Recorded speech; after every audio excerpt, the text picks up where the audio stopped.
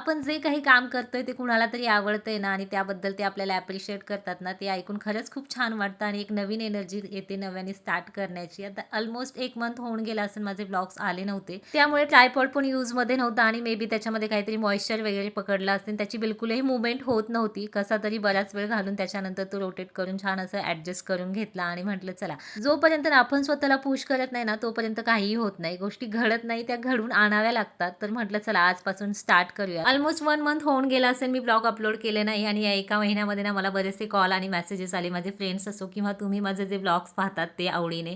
त्यांचे सगळ्यांचे call, messages यायला लागले, की "का नाही ब्लॉग्स येत आहे? करत जा, छान करतेस" वगैरे. आणि हे जेव्हा ऐकते ना, तर तेव्हा खरंच खूप छान वाटतं, की तुम्हा सगळ्यांना माझे ब्लॉग्स मनापासून आवडतात. त्यासाठी ना तुम्हा सगळ्यांचे खरंच मनापासून खूप जास्त थँक आणि तुमच्या ह्या सगळ्या ॲप्रिशिएशनमुळे ना मला खूप नव्याने उत्साह येतो काहीतरी नवीन स्टार्ट करण्याचा. सो आजपासून शूट करायला घेतलंय. खरं तर हॉस्पिटल इमर्जन्सी आली होती 8-15 दिवस आणि त्यानंतर थोडासा मीच कंटाळा केला. पण म्हटलं आजपासून स्टार्ट करूयात आणि ॲज युजुअल मी किचनपासून स्टार्ट केले, जे की माझं घरातलं आवडीचं ठिकाण आहे. Because most of the time तुम्ही मला किचनमध्येच पाहत असता. म्हटलं चला इथूनच स्टार्ट करूयात. तर कसा वाटला आजचा व्लॉग कमेंटमध्ये नक्की सांगा आणि चॅनलला सबस्क्राईब आणि फॉलो करायला मात्र विसरू नका. भेटूया नेक्स्ट व्लॉगमध्ये. Bye bye.